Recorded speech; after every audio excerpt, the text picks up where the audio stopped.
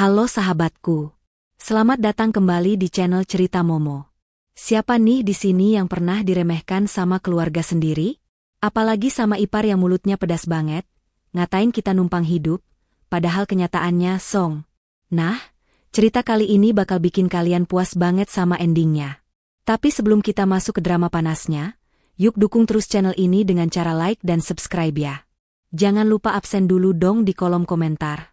Tulis nama kalian, asal kota, dan ketik, hadir. Aku pengen tahu nih sahabat setia Momo asalnya dari mana saja. Sudah siap buat gregetan bareng? Yuk, kita langsung mulai ceritanya. Denting sendok yang beradu dengan piring porselen menjadi satu-satunya suara yang terdengar di ruang makan yang mewah itu. Destia dengan telaten menyendokkan nasi ke piring suaminya, Agam. Wajahnya tenang, seolah tidak merasakan ketegangan yang menguar tebal di udara. Di hadapan mereka, duduk ibu mertuanya, Bu Ratna, dan adik iparnya, Mila, yang sejak tadi menekuk wajah. Baru saja Agam hendak menyuapkan sendok pertama ke mulutnya, sebuah amplop putih melayang dan mendarat kasar tepat di samping piringnya. Agam tersentak kaget, sendoknya terhenti di udara. Ia menatap amplop itu, lalu menatap adiknya dengan tatapan lelah. "Bayarin, Mas," ucap Mila ketus tanpa menatap kakaknya. Ia sibuk memainkan ponselnya dengan kuku-kuku jari yang baru saja dihias kuteks mahal. Agam menghela napas panjang, meletakkan sendoknya, dan membuka amplop itu. Matanya membelalak saat melihat angka yang tertera di kertas tagihan kartu kredit tersebut. "Mila, ini 10 juta, suara Agam terdengar berat, ada nada putus asa di sana. "Bulan lalu Mas sudah bayarin 5 juta. Kenapa bulan ini malah makin besar? Kamu beli apa saja?" Mila mendengus kasar, akhirnya meletakkan ponselnya di meja dengan keras.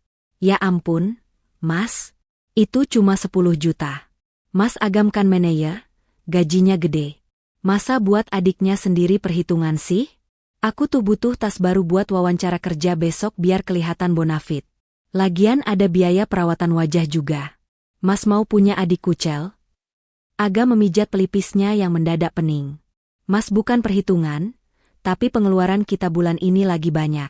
Mobil baru diservis, terus..." Belum sempat Agam menyelesaikan kalimatnya, Destia memberanikan diri untuk bersuara. Dengan nada yang sangat lembut dan hati-hati, ia mencoba menengahi. "Mila," ucap Destia pelan. "Mungkin bulan depan belanjanya bisa dikurangi sedikit. Mas Agam lagi pusing mikirin biaya operasional rumah. Kalau tas kan masih ada yang lama, masih bagus juga." Kata-kata Destia bagaikan bensin yang disiramkan ke api. Mila langsung melotot, matanya menatap tajam ke arah kakak iparnya itu dengan tatapan merendahkan. "Heh, kamu ngapain ikut campur?" bentak Mila, suaranya melengking memenuhi ruang makan. "Siapa kamu berani nasehatin aku? Sadar diri dong, Mbak." "Mila, jaga bicaramu." Agam mencoba melerai, tapi suaranya terlalu lemah, nyaris tak terdengar. Mila justru semakin menjadi-jadi. Ia menunjuk wajah Destia dengan jari telunjuknya. "Asal kamu tahu ya, Mbak, di rumah ini, kamu itu nggak punya hak buat ngatur keuangan kakakku. Kamu itu kerjaannya cuma di rumah, dandan, makan, tidur. Kamu nggak ngehasilin duit sepeser pun." Destia terdiam, tangannya yang memegang gelas air putih sedikit mengerat. Namun, wajahnya tetap datar, tak menunjukkan emosi yang meluap. Ia sudah terlalu biasa mendengar caci maki ini. "Kalau bukan karena kakakku, kamu cuma sampah," ejek Mila penuh kebencian. Kata-kata itu begitu tajam menusuk hati. "Lihat dirimu, dari ujung rambut sampai ujung kaki, siapa yang bayarin? Mas Agam. Kamu itu cuma parasit yang numpang hidup mewah di rumah kakakku. Jadi, tutup mulutmu dan tahu diri." Destia menarik napas dalam-dalam, berusaha meredam gejolak di dadanya. Ia menatap suaminya, berharap ada pembelaan. Namun, Agam hanya menunduk, menghindari tatapan mata istrinya. Pria itu tampak tak berdaya di hadapan adik perempuannya yang dominan.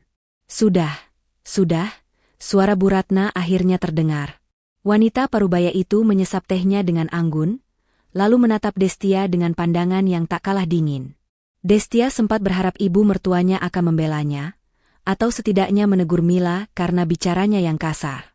Tapi harapan itu pupus seketika. Mila benar, Destia, ucap Bu Ratna datar. Kamu sebagai istri itu harusnya mendukung suami, bukan malah bikin ribut soal uang. Uang Agam itu uang keluarga ini juga. Mila itu adiknya, wajar kalau dia minta. Kamu yang harusnya ngaca. Selama ini kamu sudah dikasih hidup enak. Tidak perlu kerja, tidak perlu kepanasan.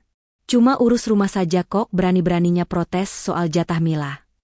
Hati Destia mencelos. 2 lawan 1. Dan satu orang yang harusnya menjadi pelindungnya, malah diam 1000 bahasa. Maaf, Bu. Saya cuma kasihan sama Mas Agam. Jawab Destia pelan, suaranya hampir bergetar namun ia tahan sekuat tenaga. Halah, alasan, sambar Mila cepat. Ia kembali menoleh pada Agam dengan wajah memelas yang dibuat-buat. Mas, bayarin ya. Besok kalau aku nggak tampil oke pas wawancara di Nusantara Group, terus aku nggak diterima, Mas Agam juga yang malu punya adik pengangguran. Katanya Mas Agam sayang sama aku. Agam tampak terpojok. Ia melirik Destia sekilas dengan tatapan bersalah, lalu kembali menatap adiknya. Ya sudah, nanti Mas transfer. Tapi janji ya, bulan depan jangan boros lagi. Yes. Makasih Mas Agam sayang. Seru Mila girang. Senyum kemenangan terukir di bibirnya sambil melirik sinis ke arah Destia. Tuh kan, Mbak. Kakakku itu kaya raya. 10 juta itu kecil buat dia.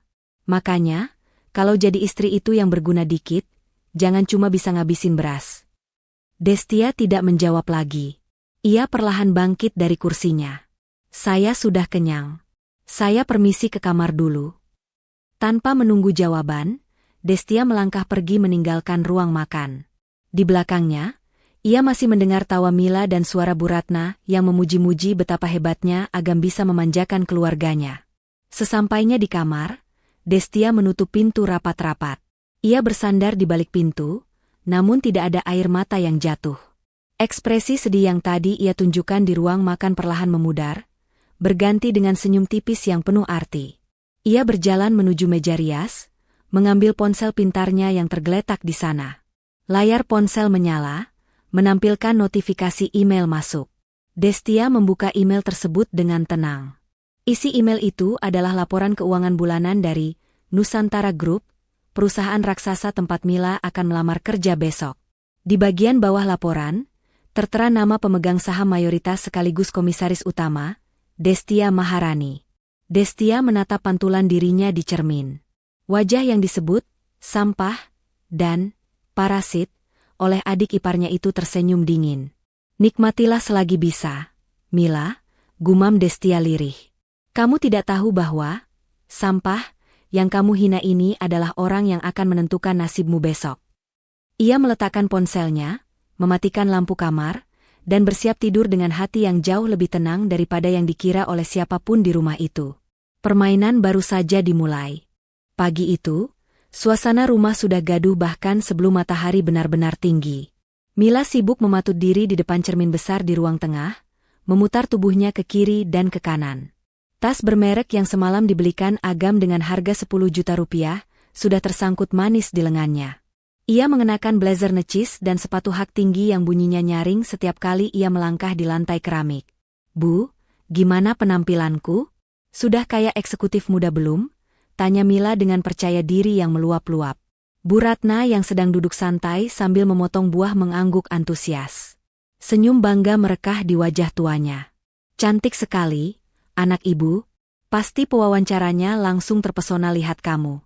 Penampilan itu nomor 1, Mila. Kalau sudah kelihatan mahal, orang pasti segan. Destia yang sedang menyapu lantai di dekat mereka hanya diam. Ia berusaha menyapu sepelan mungkin agar debu tidak terbang ke arah adik iparnya yang sedang wangi semerbak itu, khawatir akan memicu amukan baru. Namun, tetap saja keberadaannya mengganggu di mata Mila. Mbak, nyapunya nanti aja bisa nggak sih? Debunya kena baju kerjaku nih. Seru Mila ketus sambil mengibaskan tangannya di udara, seolah mengusir lalat. Maaf, Mila. Saya pindah ke belakang dulu, jawab Destia singkat, lalu segera membawa sapunya menyingkir ke dapur. Mila mendengus pelan, lalu kembali fokus pada ibunya. Doain ya, Bu. Nusantara Group itu perusahaan bonafit. Saingannya pasti lulusan universitas top semua. Sebenarnya aku agak deg-degan sih, IPK-ku kan cuma pas-pasan, pengalaman juga nol. Ah, tenang saja. Rezeki itu nggak kemana. Lagian kamu kan adiknya Agam, pasti ada aura sukses yang nular. Hibur Bu Ratna. Mila berangkat dengan taksi online, meninggalkan rumah dengan harapan setinggi langit namun dengan kompetensi yang sebenarnya ia ragukan sendiri. Beberapa jam kemudian, di gedung pencakar langit Nusantara Group, Mila duduk di ruang tunggu dengan gelisah. Ia melihat sekeliling. Para pelamar lain tampak sangat meyakinkan, sibuk membaca catatan atau berbicara dengan bahasa Inggris yang fasih. Nyali Mila sedikit ciut. Ia meremas tali tas mahalnya, satu-satunya benda yang memberinya sedikit rasa percaya diri saat ini. Ketika namanya dipanggil, Mila masuk ke ruangan HRD dengan langkah yang dibuat setegap mungkin. Namun, proses wawancara tidak berjalan semulus dugaannya. Pewawancara mencecar beberapa pertanyaan teknis yang membuat Mila tergagap.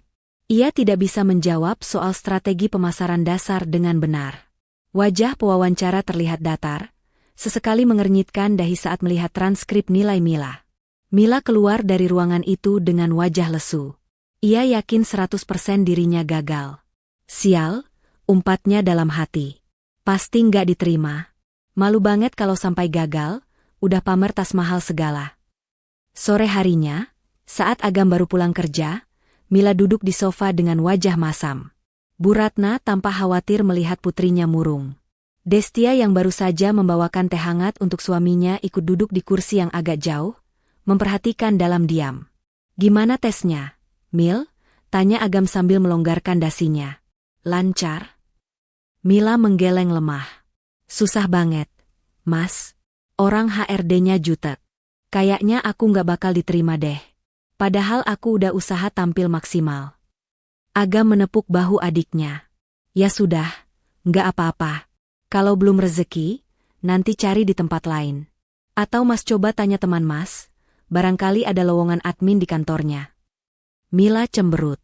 Ih, ogah jadi admin biasa. Aku maunya di perusahaan gede kayak Nusantara Group, Mas. Biar bergengsi. Tiba-tiba, ponsel Mila bergetar. Ada notifikasi email masuk. Mila meliriknya malas-malasan. Namun, sedetik kemudian, matanya melotot. Ia langsung menegakkan punggungnya, membaca baris demi baris tulisan di layar ponselnya dengan mulut menganga. Hah? Demi apa? Teriak Mila tiba-tiba, membuat Bu Ratna dan Agam kaget. Kenapa, Mil? Tanya Bu Ratna panik. Mila melompat dari sofa dan menjerit kegirangan. Aku diterima, Bu. Aku diterima. Gila. Nusantara Group terima aku. Agam ikut tersenyum lebar. Wah, serius? Alhamdulillah. Hebat kamu, Mil. Tuh kan, apa ibu bilang? Sahut Bu Ratna bangga sambil memeluk Mila. Anak ibu memang hebat. Orang HRD-nya pasti tahu kamu punya potensi besar. Bukan cuma lihat nilai kertas doang. Mila membusungkan dadanya, rasa percaya dirinya yang sempat hilang kini kembali meledak berkali-kali lipat. Ia menoleh ke arah Destia yang masih duduk tenang dengan cangkir teh di tangannya. Dengar itu, Mbak, sindir Mila dengan nada sombong. Aku masuk Nusantara Group tanpa bantuan orang dalam. Murni karena kemampuanku. Beda sama orang yang bisanya cuma nada tangan ke suami.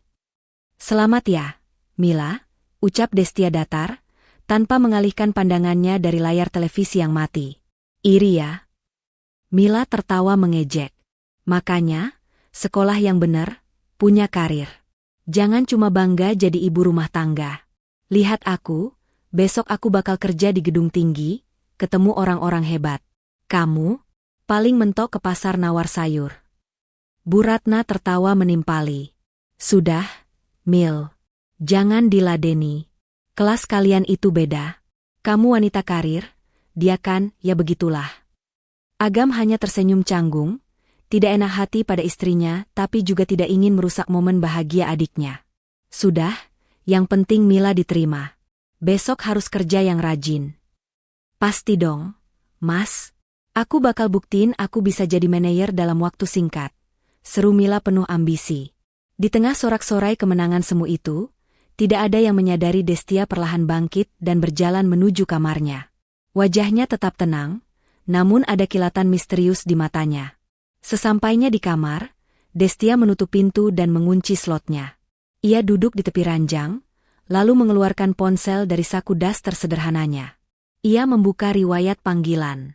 Panggilan terakhir yang ia lakukan adalah 10 menit yang lalu, tepat sebelum Mila menerima email penerimaan itu. Destia menekan tombol panggil pada nomor yang dinamai, Pak Danu, HRD Manager. Halo, selamat sore Bu Komisaris. Suara di seberang sana terdengar sangat hormat dan sedikit gugup. Sore, Pak Danu, jawab Destia dengan suara berwibawa, sangat berbeda dengan nada bicaranya saat di depan mertuanya. Bagaimana instruksi saya tadi? Sudah dilaksanakan, Bu. Pelamar atas nama Mila, adik ipar Ibu, sudah kami kirimkan surat penerimaan kerjanya. Meskipun mohon maaf Bu, nilainya sebenarnya jauh di bawah standar perusahaan kita. Hasil tes wawancaranya juga kurang memuaskan. Destia tersenyum tipis. Saya tahu. Itu sebabnya saya minta Bapak menerimanya. Baik, Bu. Lalu untuk posisinya? Apakah langsung ditempatkan di staf ahli sesuai lamarannya? Tanya Pak Danu ragu. Terima dia sebagai staf, tapi tempatkan dia di divisi yang paling sibuk. Biarkan dia mulai dari bawah, perintah Destia dingin. Jangan beri perlakuan istimewa sedikit pun. Saya ingin dia belajar bahwa dunia kerja tidak semudah membalikkan telapak tangan atau semudah minta uang ke kakaknya. Siap, Bu. Perintah dimengerti. Dan satu lagi, Pak Danu, rahasiakan status saya. Jangan sampai ada satu orang pun di kantor yang tahu hubungan saya dengan perusahaan ini, apalagi sampai bocor ke telinga Mila. Baik, Bu, rahasia terjamin. Destia memutus sambungan telepon. Ia meletakkan ponselnya dan menatap keluar jendela kamar. Di luar sana, Mila masih terdengar tertawa lepas, membanggakan kesuksesannya yang ia kira murni karena kehebatannya sendiri. Destia menarik napas panjang. Ia tidak berniat jahat, ia hanya ingin memberi pelajaran. Terbanglah setinggi yang kamu mau, Mila, gumam Destia lirih. Semakin tinggi kamu terbang dengan sayap kesombongan, semakin kencang angin yang akan menerpa. Malam itu, Destia tidur dengan nyenyak. Sementara di ruang tengah, pesta kecil perayaan Mila baru saja dimulai dengan memesan makanan mahal, yang tentu saja, tagihannya akan kembali disodorkan kepada Agam. 1 bulan berlalu sejak Mila diterima bekerja. Seharusnya, kabar gembira itu membawa angin segar bagi keuangan keluarga, namun kenyataannya justru sebaliknya. Agam pulang ke rumah dengan langkah gontai, dasinya sudah longgar tak beraturan, dan wajahnya tampak 5 tahun lebih tua dari usianya. Ia melempar tas kerjanya ke sofa kamar, lalu menghempaskan tubuhnya ke tepi ranjang dengan helaan napas berat. Destia yang sedang melipat pakaian di sudut kamar, segera menghampiri suaminya. Ia memijat pelan bahu Agam yang terasa kaku. Lembur lagi, Mas? Tanya Destia lembut. Agam mengusap wajahnya kasar. Bukan cuma lembur, Des. Mas pusing. Kepala Mas rasanya mau pecah. Agam merogoh ponselnya, membuka aplikasi perbankan, dan menunjukkannya pada Destia. Saldo yang tertera di sana sangat mengenaskan, nyaris menyentuh batas minimal saldo mengendap. Padahal, ini baru pertengahan bulan. Habis, Des, suara Agam bergetar, menyiratkan keputusasaan yang dalam. Gaji Mas bulan ini ludes. Mila minta uang muka buat beli motor baru katanya, malu kalau ke kantor naik ojek online terus. Ibu minta ganti perabotan ruang tamu karena minggu depan mau ada arisan. Belum lagi bayar listrik, air, dan belanja bulanan. Destia menatap layar ponsel itu dengan tenang, meski hatinya mencelos melihat betapa suaminya diperas habis-habisan oleh keluarganya sendiri. Mila kan sudah kerja, Mas. Apa gajinya belum turun? Agam tertawa getir. Gajinya sudah turun kemarin. Tapi katanya habis buat bayar hutang kartu kredit dia yang lama, sama buat traktir teman-teman kantornya biar dia bisa masuk Circle, pertemanan elit di sana. Ujung-ujungnya, dia minta uang bensin dan uang makan kemas lagi. Agam menunduk dalam-dalam, menyembunyikan wajahnya di telapak tangan. Mas merasa gagal, Des. Mas merasa nggak becus jadi kepala keluarga. Mas kerja banting tulang dari pagi sampai malam, tapi rasanya nggak pernah cukup. Mas malu sama kamu. Harusnya Mas bahagiain kamu, tapi malah kamu yang sering Mas suruh hemat. Keheningan menyelimuti kamar itu selama beberapa saat. Destia menatap punggung suaminya yang bergetar. Ia tahu Agam bukan orang jahat. Hanya saja ia terlalu lemah untuk berkata, tidak, pada ibu dan adiknya.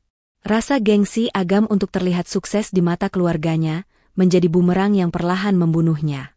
Destia berjalan menuju lemari pakaian, membuka laci kecil yang terkunci, dan mengambil sebuah buku tabungan serta kartu ATM. Ia kembali duduk di samping Agam. Mas, panggil Destia pelan. Agam menoleh, matanya sedikit memerah. Pakai ini dulu. Destia menyodorkan kartu ATM itu ke tangan Agam. Agam mengernyit bingung. Ini apa, Des? Ini tabungan aku. Mas tahu kan sebelum nikah aku sempat kerja sebentar dan dapat warisan sedikit dari almarhum ayah. Aku simpan buat dana darurat. Isinya lumayan, cukup buat nutupin kebutuhan rumah bulan ini sama pegangan Mas sampai gajian bulan depan. Bohong Destia dengan sangat meyakinkan. Padahal, rekening itu adalah salah satu rekening dividen sahamnya yang nilainya jauh lebih besar dari sekadar warisan sedikit. Agam menatap kartu itu dengan ragu. Jangan, Des. Itu uang kamu. Mas nggak berhak. Mas suami aku. Uang aku, uang Mas juga. Ambil saja. Mas transfer ke rekening Mas sekarang biar Mas tenang. Desak Destia sambil tersenyum tulus. Ia mengambil ponsel Agam, membantunya membuka menu transfer, dan memasukkan nominal yang dibutuhkan. Angka yang membuat mata Agam terbelalak. 50 juta rupiah. Des, ini banyak banget? Kamu yakin? Tanya Agam tak percaya. Yakin, Mas. Sudah, transfer saja. Yang penting Mas nggak stres lagi. Mas harus sehat. Kalau Mas sakit siapa yang jagain aku?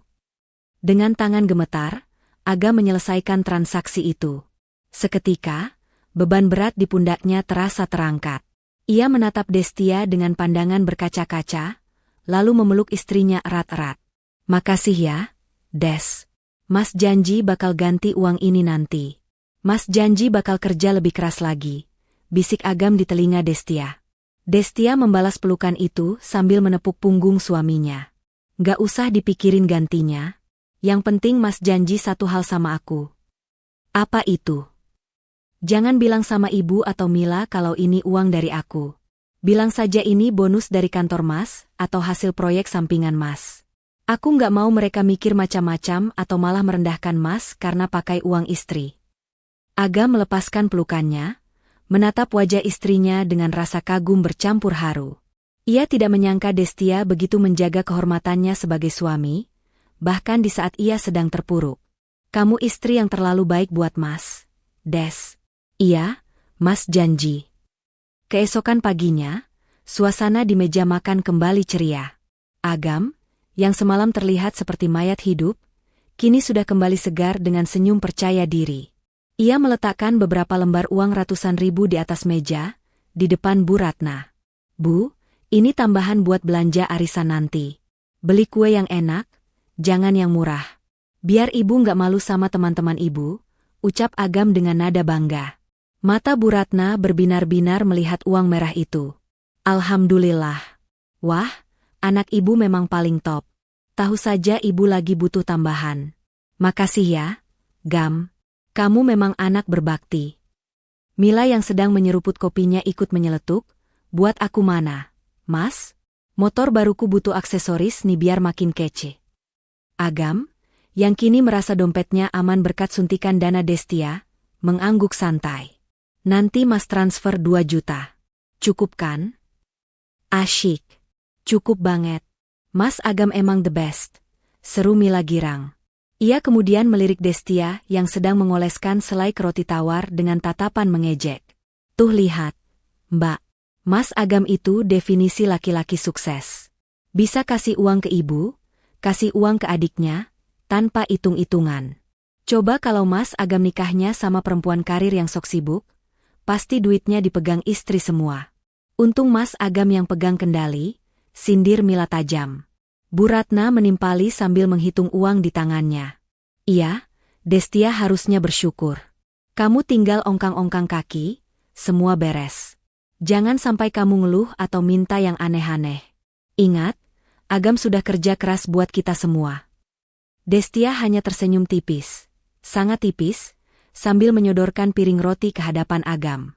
Ia melihat Agam tampak salah tingkah. Suaminya itu menghindari tatapan matanya, pura-pura sibuk meminum kopinya. Ada rasa bersalah yang jelas terpancar di wajah Agam karena membiarkan kebohongan ini terus berlanjut, membiarkan keluarganya memuja dirinya di atas pengorbanan istrinya. Dimakan rotinya, Mas. Nanti telat, ucap Destia lembut, seolah sindiran Mila dan Bu Ratna barusan hanyalah angin lalu.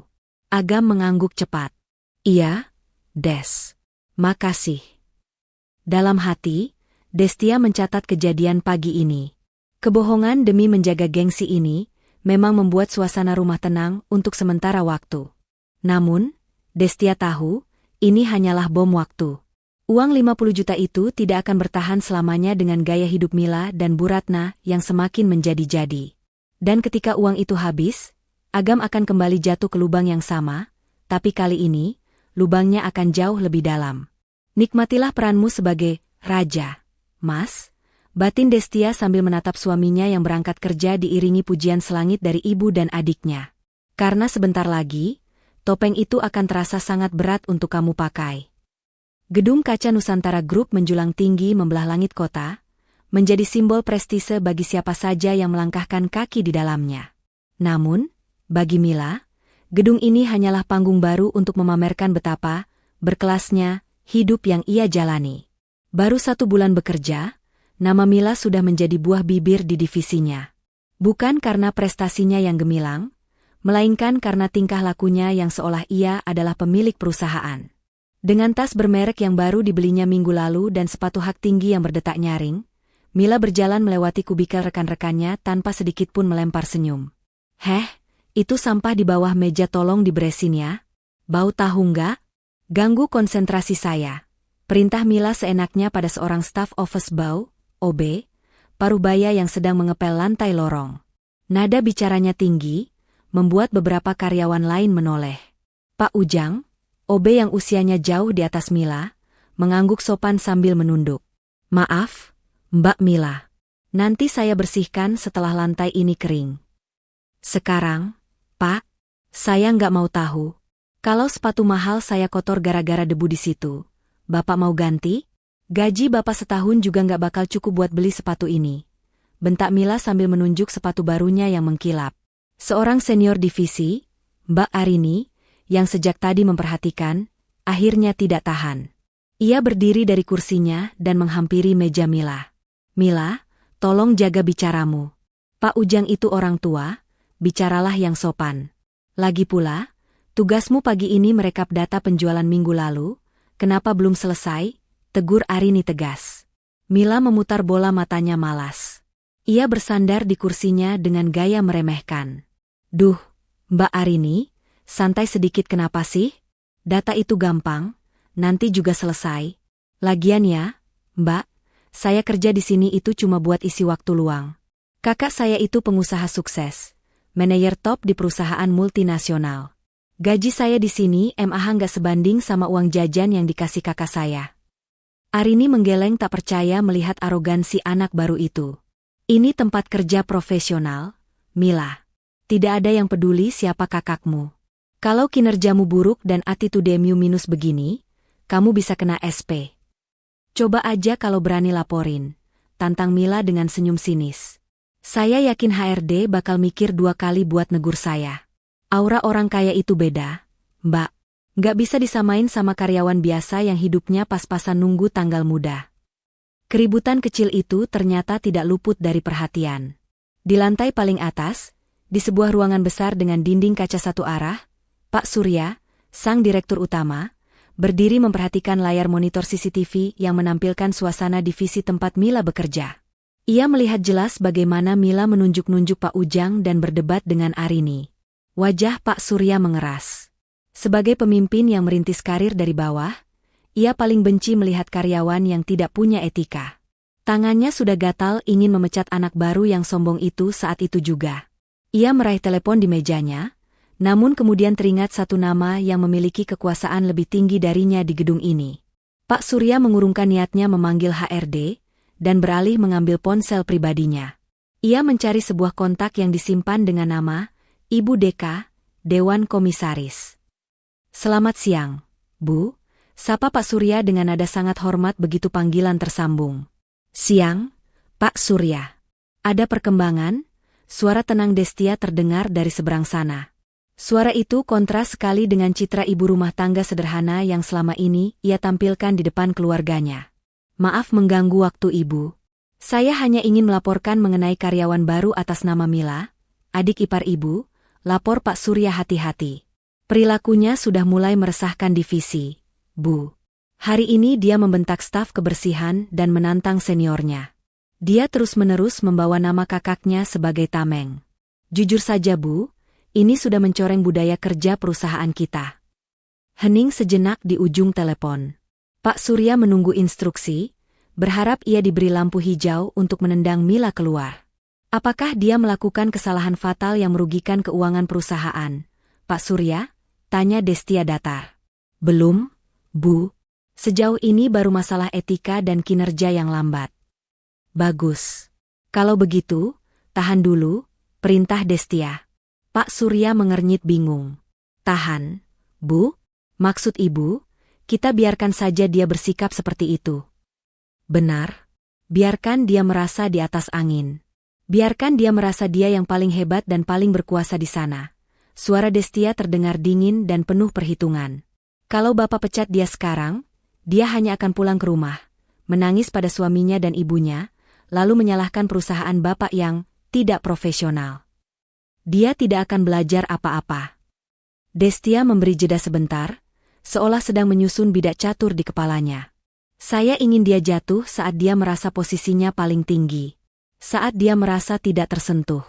Naikkan egonya, Pak Surya. Jangan ditegur keras dulu. Biarkan dia menumpuk kesalahan-kesalahannya sampai menjadi bukit yang akan menimbunnya sendiri nanti." Pak Surya menelan ludah. Ia merinding mendengar strategi atasan tertingginya itu. Balas dendam yang elegan namun mematikan. "Saya mengerti, Bu. Jadi strategi kita diamkan saja?" "Bukan didiamkan, tapi diawasi. Catat semua kesalahannya, sekecil apapun. Kumpulkan buktinya. Nanti akan ada waktunya kita buka rapor itu di hadapan semua orang," pungkas Destia. "Baik, Bu. Laksanakan." "Oh ya, Bu, undangan untuk pesta gala tahunan bulan depan sudah kami siapkan. Apakah Ibu akan hadir sebagai tamu VVIP?" "Tentu.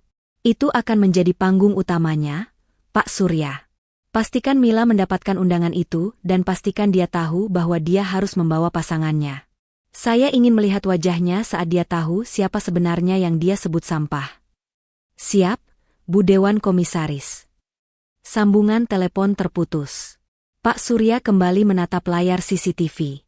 Di sana, Mila terlihat sedang tertawa lepas bersama seorang rekan kerjanya yang sepertinya baru saja berhasil ia pengaruhi, sambil sesekali memamerkan jam tangan barunya.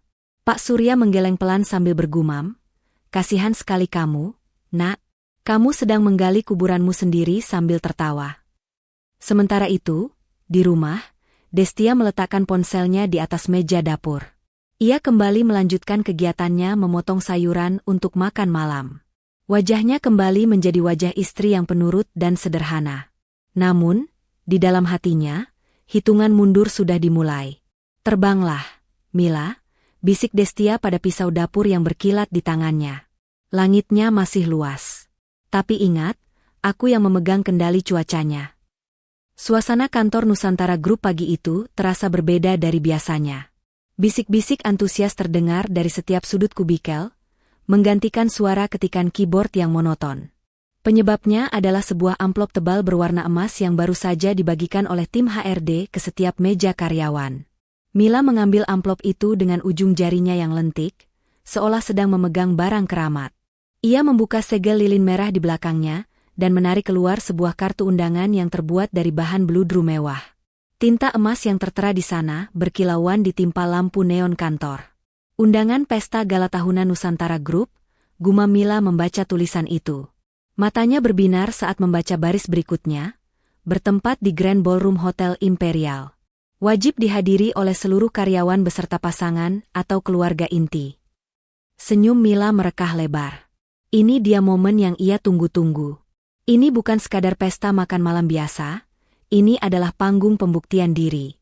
Selama ini ia sudah koar-koar tentang betapa kayanya keluarganya.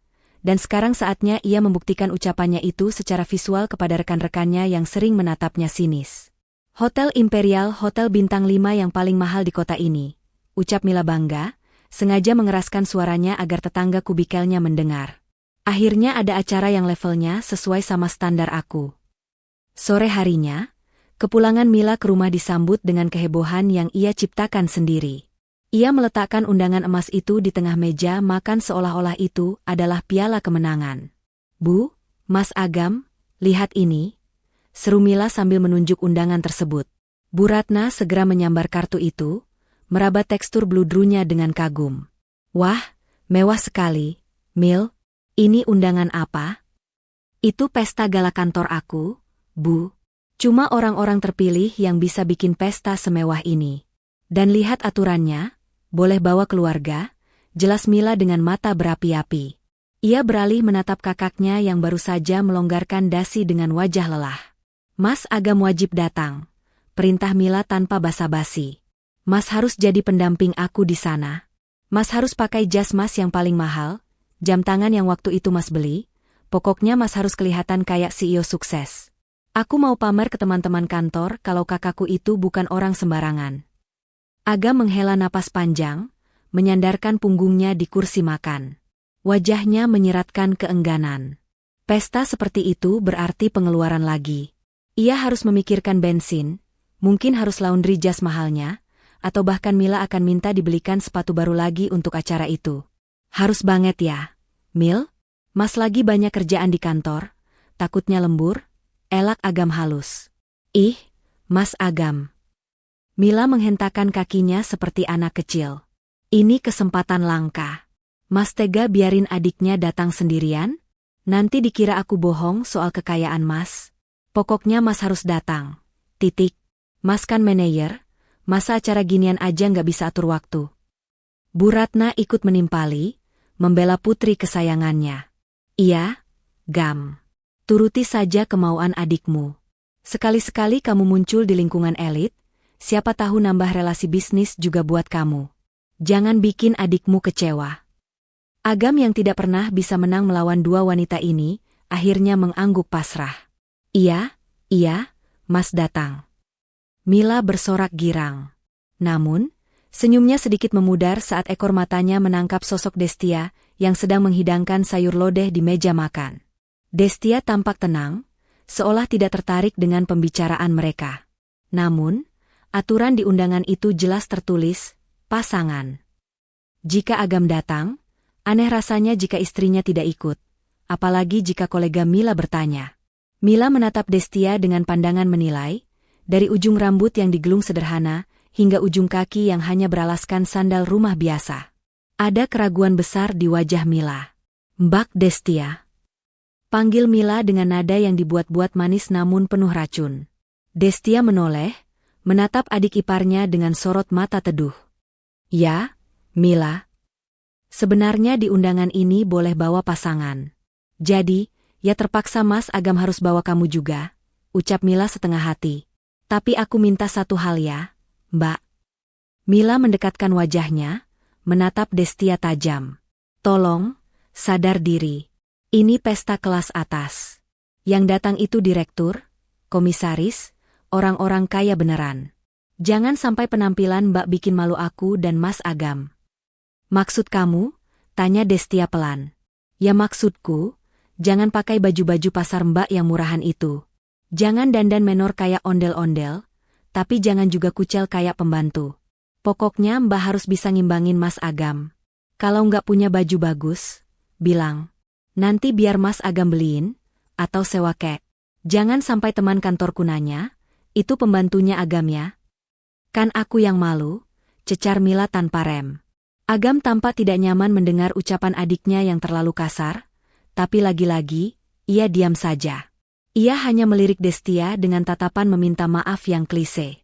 Destia terdiam sejenak. Hinaannya semakin spesifik.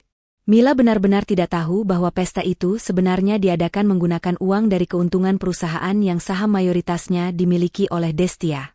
Bahwa Destialah yang menyetujui anggaran untuk pesta mewah itu agar karyawannya senang. Destia tersenyum tipis. Sangat tipis hingga hampir tak terlihat. Baik, Mila. Aku akan ikut. Jangan khawatir, aku tidak akan membuatmu malu. Aku akan menyesuaikan diri. Baguslah kalau sadar, cibir Mila sambil kembali mengagumi undangannya. Ingat ya, di sana nanti Mbak jangan banyak omong. Cukup senyum dan angguk-angguk aja. Biar Mas Agam yang ngobrol sama orang-orang penting. Tentu, jawab Destia singkat. Malam itu, saat semua orang sudah tidur, Destia duduk di tepi ranjangnya. Ia membuka laci nakas dan mengambil sebuah kartu nama hitam dengan tulisan emas, Eksekutif Desainer. Ia menimang kartu itu sejenak. Jangan bikin malu ya. Gumam Destia menirukan ucapan Mila. Ia meraih ponselnya dan mengirimkan sebuah pesan singkat pada nomor di kartu nama tersebut. Siapkan gaun terbaik untuk minggu depan. Simpel, elegan, tapi intimidatif. Warna biru donker. Jangan kirim ke rumah, saya ambil sendiri di butik. Destia meletakkan ponselnya kembali. Pesta minggu depan bukan hanya sekadar perayaan perusahaan. Itu akan menjadi panggung di mana ia akan melihat sandiwara keluarganya mencapai klimaks. Ia akan datang, bukan sebagai istri Agam yang memalukan, tapi sebagai sosok yang bahkan Mila sendiri tidak akan sanggup menatap matanya. Kita lihat nanti, siapa yang akan menundukkan kepala karena malu, bisik Destia pada kegelapan kamar, lalu memejamkan matanya dengan tenang. Hari-hari menjelang pesta gala tahunan terasa berjalan begitu lambat bagi Agam, namun begitu cepat bagi Mila. Sejak undangan emas itu mendarat di rumah, atmosfer di kediaman mereka berubah menjadi seperti pusat mode dadakan yang penuh ketegangan finansial. Sore itu, di sebuah butik desainer lokal yang cukup ternama di pusat perbelanjaan elit, Mila sedang berputar-putar di depan cermin besar. Ia mengenakan gaun malam berwarna merah menyala dengan payet-payet berkilauan yang memenuhi bagian dada hingga pinggang. Potongannya ketat, menonjolkan lekuk tubuh, sangat mencolok dan berteriak, "Lihat aku." "Gimana, Mas? Gila, ini mewah banget kan? Kalau aku pakai ini, dijamin semua mata di ballroom bakal tertuju ke aku," ujar Mila sambil mengibaskan bagian bawah gaunnya dengan genit. Agam berdiri di belakangnya, memegang beberapa tas belanjaan lain, sepatu baru dan tas tangan kecil yang warnanya senada dengan gaun itu. Wajah Agam tampak pucat saat matanya melirik price tag yang menggantung di punggung gaun Mila. 8 juta rupiah. Hanya untuk sepotong kain yang akan dipakai satu malam. Bagus sih, Mil. Tapi, apa nggak terlalu mencolok warnanya? Terus harganya juga lumayan. Agam mencoba bernegosiasi dengan suara pelan, takut didengar pelayan butik yang berdiri tak jauh dari mereka. Mila langsung cemberut, ekspresi wajahnya berubah drastis dari ceria menjadi kesal. "Mas Agam kok gitu sih? Ini kan investasi, Mas. Kalau aku kelihatan berkelas, orang-orang kantor bakal segan sama aku. Karir aku bakal nanjak. Mas mau adiknya kelihatan gembel pakai baju sewaan?" "Bukan gitu, tapi kan kamu baru beli tas kemarin." "Uang Mas." "Uang Mas kan banyak," potong Mila cepat. "Kemarin Mas kasih ibu uang belanja tebal banget. Masa buat adik sendiri pelit? Lagian Mas Agam kan manajer. Gaji Mas pasti cukuplah buat nyenengin adik sekali-kali. Nanti kalau aku udah sukses jadi manajer kayak Mas, aku ganti deh." Agam menelan ludah. Uang banyak? Yang dimaksud Mila adalah sisa uang tabungan Destia yang ia berikan kemarin. Uang itu seharusnya untuk pegangan hidup sebulan ke depan, bukan untuk dibakar dalam satu hari belanja. Namun, melihat tatapan menuntut Mila dan senyum ramah pelayan butik yang seolah menekan egonya, pertahanan Agam runtuh lagi. "Ya sudah. Ambil yang itu," ucap Agam pasrah. "Yes. Makasih Mas Agam ganteng," seru Mila kegirangan. Ia segera berlari ke ruang ganti, meninggalkan Agam yang berjalan gontai menuju kasir. Saat menggesek kartu debitnya, tangan Agam sedikit gemetar. Saldo di rekeningnya kini menyusut drastis, kembali ke angka yang mengkhawatirkan. Bayangan wajah Teduh Destia yang memberikan uang itu dengan tulus berkelebat di benaknya, membuat rasa bersalah Agam semakin menumpuk di dada. Sesampainya di rumah, fashion show berlanjut. Bu Ratna menyambut kedatangan anak-anaknya dengan antusias. Mila memamerkan gaun merahnya di ruang tamu, membuat ibunya berdecak kagum berkali-kali. Masya Allah, cantiknya anak ibu. Persis artis sinetron. Puji Bu Ratna sambil mengelus bahan gaun itu. Kalau kamu pakai ini, istri direktur pun pasti kalah saing. Mil, kamu pasti jadi bintang pesta. Pasti dong, Bu. Mila gitu loh, sahut Mila sombong. Destia keluar dari dapur membawa nampan berisi teh hangat. Ia meletakkan nampan itu di meja tanpa suara, lalu berdiri diam memperhatikan kehebohan ibu dan anak itu. Mila yang menyadari kehadiran Destia, langsung menoleh dengan tatapan meremehkan. Nah, mumpung ada orangnya. Mbak Destia, mana baju yang mau Mbak pakai nanti? Jangan bilang Mbak belum siapin apa-apa. Bu Ratna ikut menatap menantunya sinis. Iya, Destia. Tunjukkan sini. Ibu nggak mau ya kamu pakai baju yang sudah bulukan atau model zaman purba. Ingat, kamu bawa nama Agam. Destia tersenyum tipis. Sudah ada kok, Bu. Ada di lemari. Coba ambil, bawa sini. Aku mau lihat layak atau enggak. Perintah Mila seenaknya. Destia menggeleng pelan. Nggak perlu, Mila. Bajunya sederhana saja. Warnanya gelap, nggak mencolok seperti punya kamu. Aku nggak mau menyaingi kamu. Biar kamu saja yang jadi bintangnya. Jawaban Destia itu sebenarnya taktik untuk menghindari perdebatan panjang, sekaligus menyembunyikan fakta bahwa ia tidak menyimpan gaun itu di rumah. Gaun miliknya masih tersimpan rapi di butik eksklusif langganan para konglomerat, tempat yang bahkan Mila tidak tahu keberadaannya. Mendengar jawaban Destia, Mila tertawa mengejek. Halah, bilang aja baju lama kan? Atau baju diskonan Tanah Abang? Ya sudahlah, terserah. Yang penting Mbak mandi yang bersih, dandan yang rapi. Jangan sampai dikira pembantu yang nyasar masuk hotel. Paling dia di sana cuma jadi patung.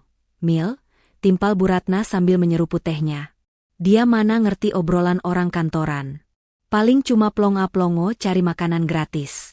Kamu jangan deket-deket dia nanti, biar nggak ketularan aura suramnya.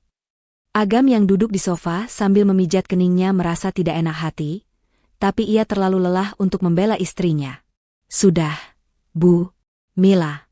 Jangan bicara begitu. Destia istriku. Justru karena istri kamu, Ibu ingatkan, Gam, balas Bu Ratna tajam. Istrimu itu cerminan kamu. Kalau dia tampil kucel, kamu yang malu. Harusnya kamu belikan dia baju baru juga. Tapi ya, percuma juga sih kalau dasarnya nggak punya aura nyonya. Destia hanya menunduk sedikit, menyembunyikan kilatan matanya. Saya permisi ke belakang dulu, mau menyiapkan makan malam. Ia berjalan menjauh dari ruang tamu, meninggalkan tawa renyah Mila dan omelan Bu Ratna yang masih membahas betapa tidak sepadannya Destia bersanding dengan Agam. Di dapur yang sepi, Destia mencuci piring dengan gerakan tenang namun bertenaga. Air keran mengalir deras, meredam suara dari ruang depan. Sederhana, gumam Destia pada dirinya sendiri. Ia teringat gaun yang sudah ia pesan. Gaun itu memang terlihat sederhana di mata orang awam karena tidak penuh payet atau warna neon. Namun, gaun itu terbuat dari sutra kualitas terbaik di dunia, dengan potongan timeles karya desainer yang biasa melayani ibu negara. Harganya 10 kali lipat dari gaun merah norak yang dibanggakan Mila. Ditambah dengan satu set perhiasan berlian minimalis yang selama ini ia simpan di brankas bank, penampilan Destia nanti bukan untuk mencari perhatian, tapi untuk menunjukkan power. Tunggu saja, Bu Ratna, Mila, bisik Destia, mematikan keran air. Kalian akan melihat perbedaan antara orang kaya baru, yang berisik dengan pemilik tahta, yang sebenarnya. Malam semakin larut. Di kamar, Agam sudah tertidur pulas karena kelelahan, dengkurannya terdengar halus. Destia duduk di sisi ranjang, menatap wajah suaminya. Ada rasa kasihan, tapi juga kekecewaan yang mendalam. Agam memilih jalan ini, jalan di mana ia membiarkan istrinya diinjak-injak demi ego keluarganya. Destia membuka ponselnya, mengecek satu pesan masuk dari Pak Surya. Bu, seat arangemen sudah diatur. Meja Ibu ada di baris paling depan, meja VVIP nomor 1. Meja Pak Agam dan Ibu Mila ada di baris tengah, meja nomor 45. Apakah perlu diubah? Jari Destia menari di atas layar, mengetik balasan singkat. Biarkan begitu. Jarak itu perlu untuk memperjelas posisi kami nanti. Destia meletakkan ponselnya dan membaringkan tubuhnya di samping Agam. Besok adalah harinya. Hari di mana topeng-topeng akan terbuka, dan realita akan menghantam mereka yang selama ini hidup dalam gelembung kesombongan. Pesta Gala Tahunan Nusantara Group akan menjadi malam yang tak terlupakan, terutama bagi seorang Mila. Lampu gantung kristal raksasa yang menghiasi lobi Hotel Imperial memantulkan cahaya keemasan ke seluruh penjuru ruangan, menciptakan atmosfer kemewahan yang menyilaukan mata. Malam itu, lobi hotel dipenuhi oleh tamu-tamu berpakaian necis, wangi parfum mahal yang saling bertabrakan di udara. Sebuah taksi online berhenti di depan lobi. Pintu terbuka, dan turunlah sepasang sepatu hak tinggi berwarna merah menyala, diikuti oleh gaun merah penuh payet yang berkilauan ditimpa cahaya lampu. Mila melangkah keluar dengan dagu terangkat tinggi, seolah ia adalah selebriti yang sedang berjalan di karpet merah. Di belakangnya, Agam menyusul dengan setelan jas yang ia beli 2 tahun lalu. Wajahnya tampak sedikit tegang memikirkan biaya taksi yang baru saja ia bayar dengan saldo yang kian menipis. Terakhir, Destia turun dari sisi pintu yang lain. Penampilannya sangat kontras dengan adik iparnya. Destia mengenakan gaun panjang berwarna biru donker, navy blue, dengan potongan alain yang jatuh sempurna di tubuhnya. Tidak ada payet, tidak ada manik-manik yang menyilaukan. Hanya kain sutra halus yang membalut tubuhnya dengan elegan, dipadukan dengan clutch hitam kecil dan rambut yang disanggul modern namun rapi. Di lehernya, melingkar sebuah kalung berlian kecil dengan satu mata soliter yang memancarkan kilau tajam namun tersembunyi. Mila menoleh ke arah Destia dan langsung mendengus meremehkan. Ia memindai penampilan kakak iparnya dari atas ke bawah dengan tatapan mencela. Ya ampun, Mbak Destia, komentar Mila pedas. Suaranya cukup keras hingga beberapa orang di dekat pintu masuk menoleh. Ini pesta gala, bukan acara melayat. Kenapa bajunya gelap dan polos begitu sih? Nggak ada glamor-glamornya sama sekali. Kebanting banget sama aku. Agam yang berdiri di antara mereka tampak gelisah. Sudah, Mil. Bagus kok, kelihatan rapi. Rapi doang nggak cukup. Mas, ini tuh high class event. Bantah Mila sambil membenarkan tatanan rambutnya. Ya sudahlah. Untung Mbak Destia jalannya di belakang. Jadi orang-orang fokusnya ke aku sama Mas Agam aja. Ayo, Mas. Mila langsung menggandeng lengan Agam dengan posesif, menyeret kakaknya masuk ke dalam ballroom. Destia hanya tersenyum tipis menanggapi hinaan itu, lalu melangkah perlahan mengikuti mereka, menjaga jarak beberapa meter di belakang layaknya seorang asisten pribadi yang patuh. Di dalam Grand Ballroom, suasana jauh lebih megah. Ratusan meja bundar tertata rapi dengan taplak putih bersih dan centerpiece bunga segar yang wangi. Panggung utama di depan sana dihiasi layar LED raksasa bertuliskan, Nusantara Group Annual Gala Dinner. Mila memeki kecil saat melihat rombongan teman-teman divisinya berkumpul di dekat meja prasmanan koktail. Ia segera menarik Agam mendekat. Hai guys. Sapa Mila dengan nada dibuat seceria mungkin. Rekan-rekan kerjanya, segerombolan wanita muda yang juga berdandan maksimal, menoleh serempak. Mila.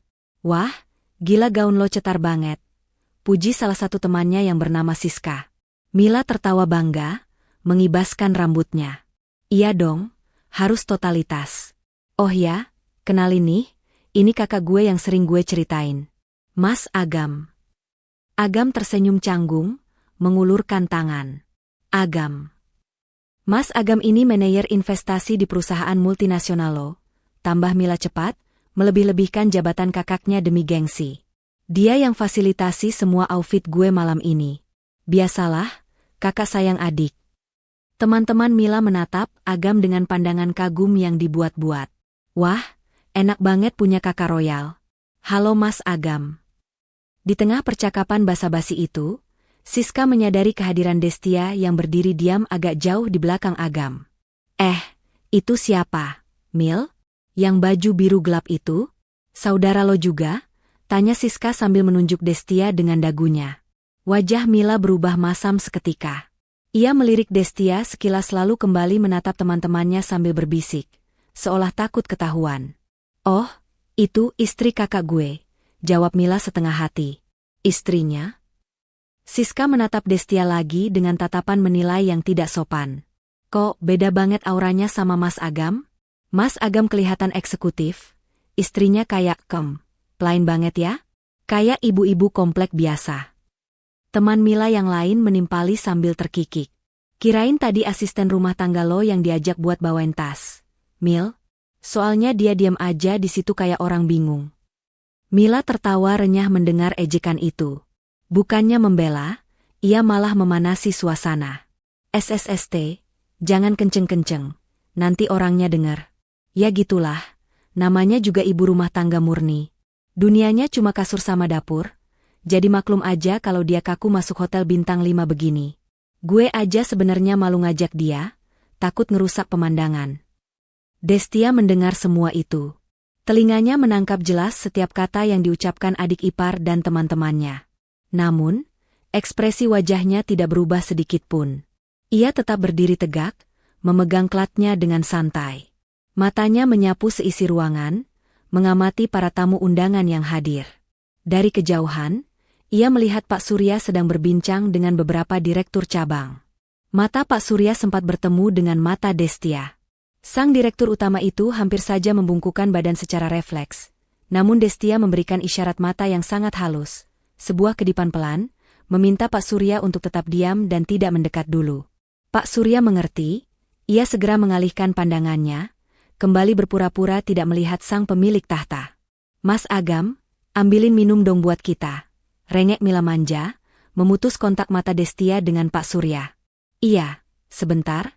Agam bergegas menuju meja minuman, meninggalkan Destia sendirian dikelilingi serigala-serigala bergaun pesta. Mila kembali asyik mengobrol dengan teman-temannya, sengaja memunggungi Destia. Destia akhirnya memilih untuk mundur, mencari sudut yang lebih tenang di dekat pilar besar.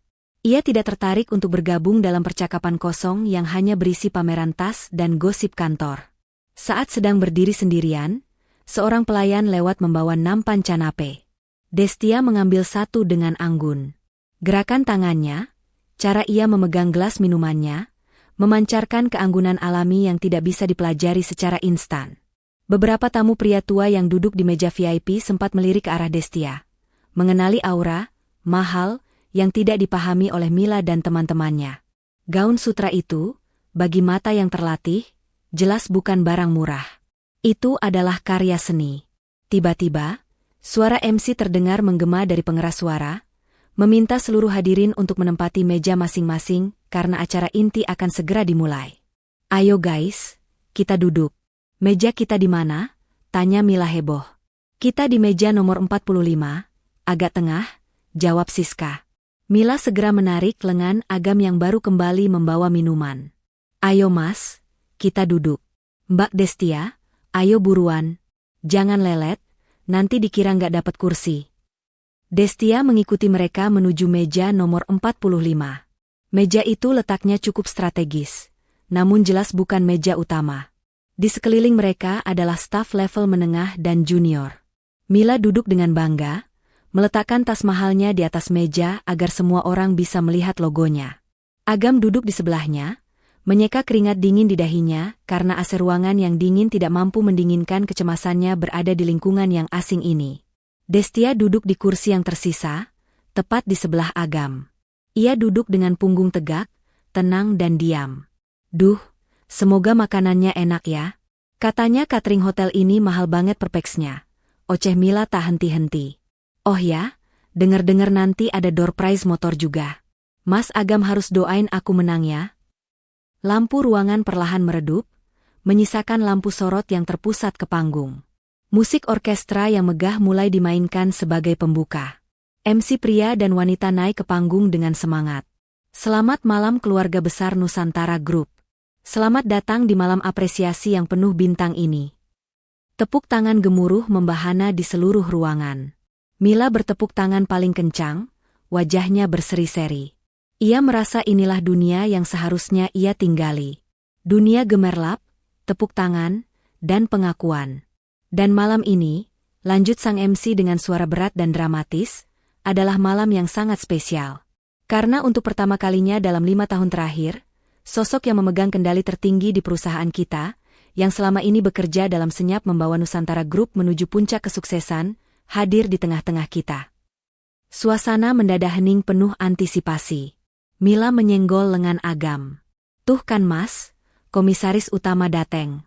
Katanya orangnya misterius banget. Pasti orang tua bangka yang galak."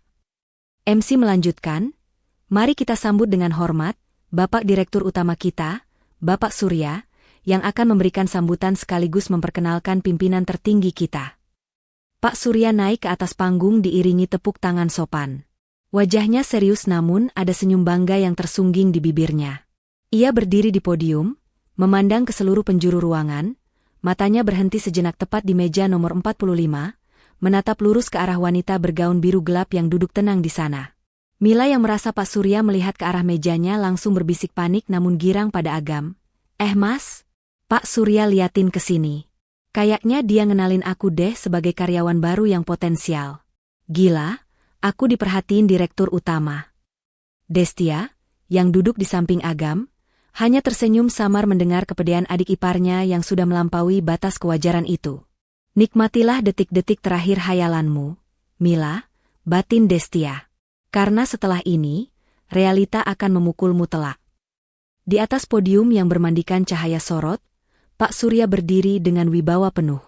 Ia membetulkan posisi mikrofonnya sejenak, membiarkan keheningan menyelimuti ruangan Grand Ballroom yang luas itu. Ribuan mata tertuju padanya, menanti kelanjutan kalimat yang menggantung di udara. "Hadirin sekalian," suara bariton Pak Surya menggema jernih. "Nusantara Group tahun ini mencatatkan keuntungan terbesar sepanjang sejarah perusahaan. Kita telah membuka 10 cabang baru dan mengakuisisi 2 perusahaan rintisan yang potensial." Tepuk tangan kembali membahana, namun Pak Surya segera mengangkat tangan kanannya, meminta ketenangan kembali. "Namun, semua keberhasilan ini bukanlah kerja keras saya seorang diri. Ada satu sosok yang menjadi otak di balik semua strategi besar kita. Sosok yang selama ini memilih untuk tetap berada di balik layar, memantau kita, mendukung kita, dan memastikan kapal besar ini berlayar ke arah yang benar. Beliau adalah Dewan Komisaris Utama kita, sekaligus pemegang saham pengendali tunggal Nusantara Group." Di meja nomor 45, Mila menyikut lengan Agam dengan antusias. Matanya berbinar-binar penuh ambisi. "Dengar tuh, Mas," bisik Mila dengan suara tertahan namun tajam. "Pemegang saham tunggal. Itu artinya dia yang punya semuanya. Mas Agam harus siap-siap kartu nama, ya. Nanti kalau ada sesi ramah tamah, kita harus pepet orang ini. Siapa tahu Mas Agam bisa dapat suntikan modal atau proyek kerjasama. Jangan cuma diam aja kayak patung." Agam mengangguk ragu, tangannya meremas serbet makan di pangkuannya. Keringat dingin mulai membasahi telapak tangannya. Ia merasa sangat kecil berada di tempat ini, apalagi disuruh bermanuver bisnis dengan orang yang levelnya jauh di atas langit. "Iya, Mil. Nanti Mas coba," jawab Agam pelan, suaranya terdengar tidak meyakinkan. Mila mendecakkan lidah, kesal melihat kakaknya yang kurang agresif. Ia kemudian menoleh ke arah Destia yang duduk tenang di sisi lain Agam. Destia sedang menyesap air mineralnya dengan gerakan yang sangat halus, matanya menatap lurus ke arah Pak Surya di panggung. "Mbak Destia, perhatiin tuh," tegur Mila sinis. "Lihat gimana orang-orang sukses bicara. Visinya jauh ke depan. Bukan cuma mikirin besok mau masak apa atau harga cabai naik berapa. Mbak tuh harusnya belajar dari suasana kayak gini, biar wawasannya terbuka dikit. Jangan cuma jadi beban suami yang taunya minta duit belanja." Destia menurunkan gelasnya perlahan. Ia menoleh sedikit ke arah Mila, sudut bibirnya terangkat membentuk senyum misterius. "Aku sedang memperhatikan, Mila. Sangat memperhatikan." "Halah, sok ngerti," cibir Mila sambil memutar bola matanya. "Paling juga Mbak nggak paham istilah akuisisi atau saham pengendali. Udah, diam aja. Jangan malu-maluin aku kalau nanti komisarisnya lewat sini." Di panggung, Pak Surya kembali berbicara. Nada suaranya kini terdengar lebih emosional dan penuh hormat. Banyak rumor yang beredar bahwa pemilik perusahaan ini adalah konglomerat asing, atau mungkin politisi tua yang duduk di kursi roda. Tapi malam ini, saya ingin mematahkan semua rumor itu. Beliau ada di sini. Duduk bersama kalian, menikmati hidangan yang sama, dan bernapas di udara yang sama. Gumam penasaran mulai terdengar riuh rendah di seluruh ruangan. Para tamu saling toleh, menatap meja kiri dan kanan mereka, mencoba menebak siapa sosok yang dimaksud. Saya mengundang beliau hadir malam ini, karena beliau ingin melihat langsung wajah-wajah orang yang telah bekerja keras untuk perusahaannya. Beliau ingin memastikan bahwa kesejahteraan kalian terjamin. Lanjut Pak Surya. Jantung Mila berdegup kencang. Ia merapikan kerah gaun merahnya yang mencolok, lalu membenarkan posisi duduknya agar terlihat lebih tegap dan profesional. Mas, dia bilang duduk di antara kita, bisik Mila heboh pada Agam. Jangan-jangan komisarisnya duduk di area VIP dekat sini? Atau jangan-jangan dia nyamar jadi orang biasa buat ngetes karyawan? Aduh, untung aku dandan maksimal hari ini. Siapa tahu dia ngelirik aku. Mungkin, Mil. Berdoa saja, sahut Agam asal. Pikirannya lebih fokus pada rasa lapar yang mulai menyerang namun ia malu untuk mengambil makanan lebih dulu. Dan sekarang, suara Pak Surya meninggi, mencapai klimaks pidatonya. Tanpa menunggu lebih lama lagi, saya akan turun dan menjemput beliau untuk naik ke atas panggung, memberikan sambutan kehormatan bagi kita semua. Lampu sorot utama yang tadinya menyorot Pak Surya, kini melebar. Pak Surya melangkah mundur dari podium, menuruni anak tangga panggung dengan langkah tegap. Musik latar berubah menjadi instrumen yang megah dan mendebarkan, membangun ketegangan yang sempurna. Semua kepala menoleh mengikuti arah langkah Pak Surya. Sang direktur utama berjalan membelah kerumunan meja bundar. Ia melewati barisan meja direksi, melewati meja manajer senior, dan terus berjalan menuju bagian tengah ruangan. Mas. Dia jalan ke arah sini. Pekik Mila tertahan, tangannya mencengkeram lengan jas Agam dengan kuat. Lihat Mas. Pak Surya lihatnya lurus ke meja kita. Sumpah, dia jalan ke sini. Agam ikut tegang. Masa sih? Mil? Mungkin meja belakang kita? Enggak Mas. Itu matanya natap ke sini. Mila panik sekaligus girang luar biasa. Aduh, gimana nih? Penampilanku udah oke belum? Mas Agam, dasinya rapihin. Cepetan. Mila sibuk mematut diri, merasa yakin bahwa dirinya lah yang menjadi pusat perhatian. Dalam otaknya yang dipenuhi fantasi, ia membayangkan Pak Surya akan menghampirinya, memuji kinerjanya sebagai karyawan baru yang fenomenal, dan mungkin memberinya promosi dadakan di depan semua orang. Pak Surya semakin dekat. 10 meter. 5 meter. Jantung Mila serasa mau copot. Ia melihat Pak Surya tersenyum. Senyum itu mengarah tepat ke meja nomor 45. Mas, berdiri Mas. Kita harus sambut. Perintah Mila. Dengan percaya diri selangit, Mila berdiri dari kursinya. Ia mengembangkan senyum lebar yang sudah ia latih di depan cermin, siap mengulurkan tangan untuk menyambut bos besarnya. Agam, yang bingung dan terbawa arus kepanikan adiknya, ikut berdiri dengan canggung. Hanya satu orang yang tetap duduk tenang di meja itu. Destia. Destia tidak bergeming sedikit pun. Ia hanya meletakkan clutch hitamnya di atas meja dengan gerakan lambat, lalu menautkan jari-jarinya di pangkuan dengan anggun. Tatapan matanya bertemu pandang dengan Pak Surya yang kini hanya berjarak beberapa langkah saja. Mila, yang sudah berdiri dan menghalangi pandangan Destia, merentangkan tangannya sedikit, bersiap untuk momen bersejarah dalam hidupnya. Selamat malam, Pak Sur. Sapa Mila dengan suara manis yang dibuat-buat, tangannya terulur ke depan. Namun, dunia Mila seakan berhenti berputar detik itu juga. Pak Surya tidak menghentikan langkahnya di depan Mila. Ia tidak menyambut uluran tangan Mila. Ia bahkan tidak menoleh sedikit pun pada wanita bergaun merah yang berdiri menghalanginya itu. Dengan gerakan halus namun tegas, Pak Surya menggeser tubuhnya sedikit ke samping. Melewati Mila begitu saja seolah adik ipar Agam itu hanyalah tiang penyangga gedung yang tak kasat mata. Senyum Mila membeku di udara. Tangannya yang terulur menggantung hampa. Pak Surya berhenti tepat di samping kursi tempat Destia duduk. Suasana di sekitar meja 45 mendadak senyap, seolah oksigen tersedot habis keluar ruangan. Orang-orang di meja sebelah menahan napas, mata mereka terbelalak menyaksikan pemandangan yang tak masuk akal itu. Sang direktur utama yang disegani ribuan karyawan itu perlahan menundukkan badannya, membungkuk dalam posisi hormat yang sangat dalam, posisi yang hanya dilakukan seorang bawahan kepada atasan tertingginya. "Selamat malam," ucap Pak Surya dengan suara yang terdengar jelas di keheningan itu. Mila menoleh kaku, lehernya terasa berderit. Ia melihat Pak Surya membungkuk bukan padanya, bukan pada Agam, tapi pada wanita berbaju biru gelap yang baru saja ia hina, kampungan.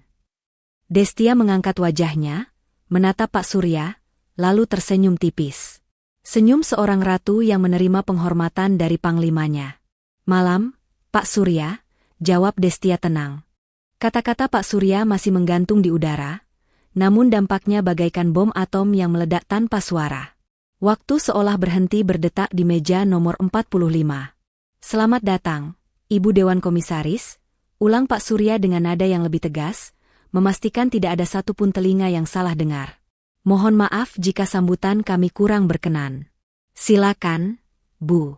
Kursi kehormatan di meja utama sudah kami siapkan untuk Ibu." Mila, yang masih berdiri kaku dengan tangan terulur hampa, merasa darah di tubuhnya surut seketika ke kaki. Wajahnya yang semula merah merona karena blush on mahal, kini memucat seperti kertas. Mulutnya terbuka, bergerak-gerak ingin mengeluarkan suara, tapi tidak ada satu kata pun yang keluar. Otaknya mengalami korsleting, menolak memproses informasi yang baru saja didengarnya. "Komisaris? Destia? Kakak iparnya yang selama ini ia sebut benalu? Perempuan yang ia suruh mencuci piring dan ia hina karena bajunya, kampungan?" "Pak Surya." Akhirnya suara Mila keluar, terdengar mencicit dan pecah. Bapak pasti salah orang, kan? Ini Destia, Pak. Dia cuma kakak ipar saya. Dia ibu rumah tangga biasa. Dia nggak kerja. Bapak pasti bercanda, kan?" Mila tertawa sumbang, tawa histeris yang terdengar menyedihkan di tengah keheningan ribuan orang. Ia mencoba menyentuh lengan Pak Surya, berusaha menyadarkan direktur utama itu dari kehilafannya. Namun, sebelum tangan Mila menyentuh jas mahal Pak Surya, tatapan tajam sang direktur sudah lebih dulu menghentikannya. Tatapan itu dingin, menusuk, dan penuh peringatan. "Jaga sikap Anda," desis Pak Surya rendah, namun cukup keras untuk didengar oleh Agam dan orang-orang di meja sekitarnya. "Anda sedang berbicara tentang pemilik tunggal perusahaan tempat Anda bekerja. Apakah sopan menunjuk-nunjuk atasan tertinggi Anda seperti itu?" Agam, yang berdiri di samping Mila, merasakan lututnya lemas. Ia ambruk kembali ke kursinya, seolah tulang kakinya mendadak dilolosi. Matanya menatap nanar ke arah istrinya. Potongan-potongan puzzle di kepalanya mulai menyatu dengan mengerikan. Uang, tabungan warisan, yang tak habis-habis. Keengganan Destia untuk membalas hinaan Mila. Ketenangan Destia saat Agam mengaku gajinya habis. Semua itu bukan karena Destia lemah atau bodoh. Itu karena Destia berada di level yang jauh di atas mereka semua. Agam merasa mual. Ia baru sadar bahwa selama ini ia memamerkan kekayaan semu di depan pemilik kekayaan yang sesungguhnya. Destia perlahan bangkit dari kursinya. Gerakannya tenang, anggun, dan penuh wibawa. Tidak ada lagi sorot mata istri penurut yang biasa ia tampilkan di rumah. Yang berdiri di sana sekarang adalah seorang ratu yang siap menduduki tahtanya. Ia merapikan sedikit lipatan gaun sutra biru gelapnya, lalu menoleh ke arah Mila yang masih melongo seperti patung lilin yang meleleh. "Mila," panggil Destia pelan. Mila tersentak. Ia menatap kakak iparnya dengan tatapan horor, seolah melihat hantu. "Nikmatilah pestanya," ucap Destia datar, tanpa senyum, tanpa emosi. "Bukankah kamu bilang ingin melihat orang-orang berkelas malam ini? Lihatlah baik-baik." Setelah mengucapkan kalimat itu, Destia mengalihkan pandangannya pada Pak Surya. Ia mengangguk kecil. "Mari, Pak Surya." "Mari, Bu. Silakan lewat sini." Pak Surya memundurkan langkahnya, memberi jalan, lalu berjalan mengiringi Destia sedikit di belakang, layaknya seorang ajudan setia. Destia melangkah membelah kerumunan. Lampu sorot follow spot kini sepenuhnya menyinari dirinya. Ribuan pasang mata mengikuti setiap langkah kakinya. Bisik-bisik yang tadinya pelan kini berubah menjadi dengungan lebah raksasa yang memenuhi ballroom. Itu Bu Destia? Gila, cantik banget ternyata. Itu yang punya Nusantara Group? Masih muda banget. Lihat wibawanya, beda banget sama cewek baju merah norak tadi. Mila mendengar semua itu. Telinganya berdenging panas. Ia merasa ratusan mata yang tadi menatapnya kagum kini berubah menjadi tatapan mencemooh. Ia melihat Siska dan teman-teman kantornya yang duduk semeja dengannya kini menjauhkan kursi mereka, menciptakan jarak fisik seolah Mila membawa penyakit menular. "Mil," bisik Siska dengan nada sinis yang tak ditutup-tutupi. "Lo bilang kakak ipar lo itu pembantu? Lo bilang dia parasit? Lo gila ya? Itu bos besar kita, bego. Lo mau bikin kita semua dipecat gara-gara temenan sama lo?" Gue nggak tahu." Mila tergagap, air mata mulai menggenang di pelupuk matanya. "Sumpah, di rumah dia nggak kayak gitu, dia cuma diam. Dia? Simpen aja drama lo, potong teman yang lain ketus. Malu-maluin banget sih lo. Sok kaya, pamer kakak lo manajer. Taunya kakak ipar lo yang punya segalanya. Dasar OKB, orang kaya baru, halu." Mila menoleh ke arah Agam, mencari perlindungan. "Mas Agam, Mas tahu kan? Mas pasti tahu kan kalau Mbak Destia itu komisaris? Kenapa Mas nggak bilang sama aku? Kenapa Mas biarin aku ngehina dia terus-terusan?" Agam menatap adiknya dengan pandangan kosong. Wajahnya pucat pasi, keringat dingin membasahi keningnya. "Mas nggak tahu, Mil? Mas bener-bener nggak tahu? Uang yang Mas kasih ke kamu, itu uang Destia. Semua uang belanja ibu, itu uang Destia." Suara Agam bergetar hebat saat mengucapkan pengakuan itu. Sementara itu, di depan panggung utama, Destia telah sampai di meja VVIP nomor 1. Ia disambut oleh jajaran direksi lain yang berdiri membungkuk hormat. Destia duduk di kursi tengah yang paling megah. Dari tempat duduknya yang tinggi, Destia bisa melihat ke seluruh penjuru ruangan. Matanya kembali tertuju ke meja nomor 45 yang berada jauh di tengah. Ia melihat kekacauan kecil di sana. Ia melihat Mila yang kini duduk merosot di kursinya, menutupi wajahnya dengan tangan. Ia melihat Agam yang menunduk dalam, tak berani mengangkat wajah. Pak Surya membungkuk di samping telinga Destia. "Bu, apakah kita perlu memanggil mereka ke depan sekarang? Atau menunggu acara selesai?" Destia mengambil gelas kristal berisi air mineral di depannya, menyesapnya sedikit untuk membasahi kerongkongannya yang kering. "Panggil mereka setelah pidato saya," perintah Destia tenang. "Bawa mereka ke ruang rapat VVIP di belakang panggung. Termasuk ibu mertua saya jika dia ada di daftar tamu, tapi sepertinya dia tidak diundang." "Baik, Bu. Hanya suami dan adik ipar ibu." Destia meletakkan gelasnya. Ia berdiri dan berjalan menuju podium. Saat ia memegang mikrofon, seluruh ruangan hening seketika. Hening yang mencekam, namun penuh rasa hormat. "Selamat malam, rekan-rekan semua."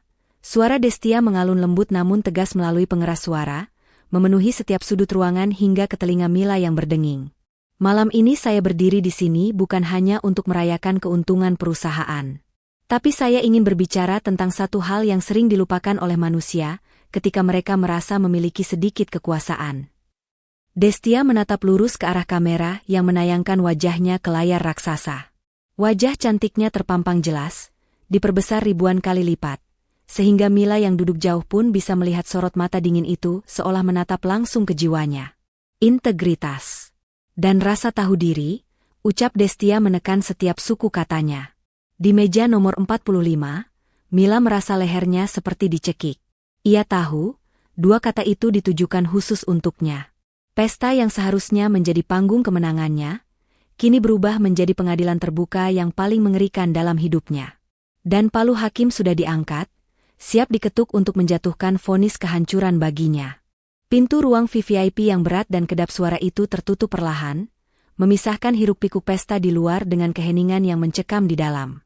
Ruangan itu dingin, didominasi oleh meja marmer panjang dan kursi-kursi kulit berkualitas tinggi. Di ujung meja, Destia duduk dengan ketenangan yang mengintimidasi, sementara Pak Surya berdiri tegak di sampingnya bak pengawal setia. Di hadapan mereka, Mila berdiri dengan tubuh gemetar hebat. Wajahnya sembab, air mata melunturkan maskara mahalnya, hingga membentuk aliran sungai hitam di pipinya. Agam berdiri di sebelahnya, menunduk dalam-dalam, bahunya merosot seolah memikul beban dunia yang tak kasat mata. Tidak ada yang berani bicara.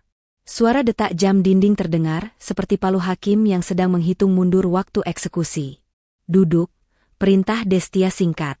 Suaranya tidak keras, namun memiliki otoritas yang membuat Mila dan Agam refleks menarik kursi dan duduk dengan kaku. Mila meremas gaun merahnya, gaun yang beberapa jam lalu ia banggakan sebagai simbol status, kini terasa seperti kostum badut yang mempermalukan dirinya sendiri. Ia menoleh pada Agam dengan tatapan memelas, berharap kakaknya masih memiliki sedikit sisa kejantanan untuk membela dirinya. "Mas," cicit Mila dengan suara parau. "Mas Agam, tolong ngomong sesuatu. Bilang sama dia, bilang sama atasan Mas ini kalau ini cuma salah paham. Kakak kan manajer hebat, kakak kan punya saham juga kan di tempat lain? Kakak pasti bisa lindungin aku, kan?" Agam tidak menjawab. Ia hanya memejamkan matanya rapat-rapat, rahangnya mengeras menahan tangis. "Jawab adikmu, Mas." Suara Destia memecah kebisuan. Ia menatap suaminya dengan sorot mata yang sulit diartikan, campuran antara kasihan dan ketegasan. Dia butuh pahlawannya sekarang. Dia butuh kakaknya yang kaya raya untuk menyelamatkan karirnya. Agam menarik napas panjang yang terdengar menyakitkan. Perlahan, ia mengangkat wajahnya. Matanya merah dan basah. Ia menatap Mila, adik yang selama ini ia manjakan dengan kebohongan demi kebohongan. "Mila." Suara Agam pecah. "Maafin Mas." "Maaf kenapa, Mas? Jangan minta maaf. Lawan dia," seru Mila histeris, menunjuk Destia dengan jari gemetar. "Dia cuma beruntung aja jadi bos di sini. Tapi di rumah, dia tetap istri Mas yang numpang hidup. Uang Mas lebih banyak dari dia, kan?" "Cukup, Mila," bentak Agam tiba-tiba, membuat Mila terlonjak kaget. Agam mencengkeram tepi meja marmer itu, hingga buku-buku jarinya memutih. "Mas nggak punya apa-apa, Mil. Mas bukan orang kaya. Mas nggak punya saham, Mas nggak punya investasi miliaran." Mila terbelalak. "Maksud Mas apa? Mobil baru? Renovasi rumah? Uang belanja ibu? Tas aku? Itu semua dari mana kalau bukan uang Mas?" Air mata Agam tumpah. Pertahanannya runtuh seketika di hadapan istri yang selama ini menutupi aibnya. "Itu uang Destia," aku Agam dengan suara lirih yang menyayat hati. "Gaji Mas cuma cukup buat bayar cicilan rumah dan makan seadanya. Sisanya gaya hidup mewah kamu, arisan ibu, baju-baju branded kamu, bahkan uang 50 juta yang kemarin Mas kasih buat pelunasan kartu kreditmu, itu semua uang Destia. Destia yang transfer ke rekening Mas supaya Mas terlihat sukses di mata kalian." Ruangan itu hening seketika. Pengakuan itu menghantam Mila lebih keras daripada tamparan fisik manapun. Mulutnya menganga, tapi tidak ada suara yang keluar. Otaknya berusaha menyangkal, tapi wajah bersalah Agam adalah bukti yang tak terbantahkan. Enggak mungkin." Bisik Mila menggelengkan kepalanya. Dia kan cuma di rumah? Dia cuma dasteran?" Destia tersenyum miring. Ia membuka sebuah map yang sejak tadi tergeletak di depannya. Ia mengeluarkan selembar kertas dan mendorongnya ke hadapan Mila. Itu adalah bukti transfer bank atas nama Destia Maharani ke rekening Agam, dengan nominal yang fantastis, tertanggal tepat sehari sebelum Mila membeli tas dan gaun merah itu. "Kamu bilang aku sampah?" tanya Destia pelan, namun setiap katanya tajam menusuk. "Kamu bilang aku parasit? Asal kamu tahu, Mila, parasit yang sesungguhnya adalah kalian. Aku diam bukan karena aku takut. Aku diam karena aku menjaga harga diri suamiku. Aku ingin dia tetap terlihat sebagai kepala keluarga yang hebat di depan ibu dan adiknya. Tapi apa balasannya?" Destia berdiri, berjalan perlahan mendekati kursi Mila. Mila menyusut di kursinya, ketakutan melihat aura kakak iparnya yang kini terasa begitu raksasa. "Kalian injak harga diriku. Kalian hina penampilanku. Kalian sebut aku beban, lanjut Destia. Ia mencondongkan tubuhnya, menatap lurus ke manik mata Mila. Mila, gaun yang kamu pakai, tas yang kamu pamerkan ke teman-temanmu, bahkan makanan yang kamu makan setiap hari di rumah, semua itu dibeli dari uang, sampah, ini. Mila menangis terseduh-seduh. Rasa malu yang luar biasa menjalar dari ujung kaki hingga ke ubun-ubun. Ia teringat semua caci makinya. Kalau bukan karena kakakku, kamu cuma sampah. Kalimat itu kini berbalik menyerangnya bagaikan bumerang beracun. Ternyata, kalau bukan karena kakak iparnya, dia dan kakaknya hanyalah orang biasa yang terlilit hutang gaya hidup. Bu Destia, sela Pak Surya sopan. Bagaimana dengan status kepegawaian saudari Mila? Apakah perlu saya buatkan surat pemecatan sekarang juga atas dasar perilaku tidak menyenangkan terhadap atasan? Tangis Mila semakin kencang mendengar kata, pemecatan. Ia baru saja diterima, ia baru saja pamer. Jika dipecat sekarang, tamatlah riwayat sosialnya. Destia menatap adik iparnya yang kini tak lebih dari seonggok ego yang hancur. Perlahan, Destia menggeleng. Tidak, Pak Surya. Jangan pecat dia, jawab Destia tenang. Mila mendongak, ada secercah harapan di matanya. Apakah Destia akan memaafkannya? Memecat dia terlalu mudah, sambung Destia dingin. Biarkan dia tetap bekerja di sini. Tapi, cabut semua fasilitas istimewanya. Pastikan dia bekerja sesuai dengan kompetensinya yang sebenarnya. Jika dia tidak becus, tegur dia. Jika dia salah, beri sanksi. Perlakukan dia sama seperti staf paling bawah. Biarkan dia merasakan bagaimana rasanya mencari uang dengan keringat sendiri, tanpa bisa berlindung di balik nama kakaknya atau nama saya. Destia kembali menatap Mila. Itu hukumanmu, Mila. Setiap hari kamu datang ke kantor ini, kamu akan melihat fotoku di lobi. Kamu akan ingat bahwa bos besarmu adalah orang yang kamu hina di meja makan. Kamu akan hidup dengan rasa malu itu setiap detik sampai kamu belajar apa arti kerendahan hati. Atau, kamu boleh mengundurkan diri sekarang juga dan kembali menjadi pengangguran yang menjadi beban ibumu. Pilihan ada di tanganmu. Mila menunduk, bahunya terguncang hebat. Ia tahu ia tidak punya muka lagi untuk bekerja di sini. Teman-temannya sudah tahu, satu kantor sudah tahu. Bertahan di sini sama saja dengan bunuh diri sosial. Tapi keluar dari sini, ia akan kehilangan segalanya. Tanpa berkata apa-apa lagi, Mila berdiri dengan goyah. Ia tidak sanggup menatap Destia maupun Agam. Dengan langkah terseok-seok, ia berlari keluar dari ruangan VVIP itu, meninggalkan gaun merahnya yang berkilauan namun tak lagi bermakna.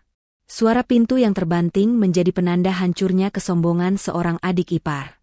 Kini tinggal Agam dan Destia di ruangan itu. Pak Surya, memahami situasi, membungkuk sedikit lalu undur diri keluar ruangan, memberikan privasi bagi pasangan suami istri itu. Agam masih menunduk. Ia perlahan merosot dari kursinya, berlutut di lantai marmer yang dingin, memeluk kaki Destia. Des, ampunin Mas. Des. Isak Agam pilu. Mas salah. Mas bodoh. Mas gagal jadi suami. Mas biarin kamu dihina padahal kamu yang nyawer-nyawa buat keluarga kita. Mas malu, Des. Mas malu banget. Destia menatap puncak kepala suaminya. Tangannya terulur, menyentuh rambut Agam pelan. Tidak ada kebencian di matanya, hanya rasa lelah yang amat sangat. Bangun, Mas, ucap Destia lembut namun tegas. Agam mendongak, wajahnya basah oleh air mata. Jabatan, uang, dan hormat itu tidak bisa diminta, Mas. Apalagi dibeli dengan kebohongan.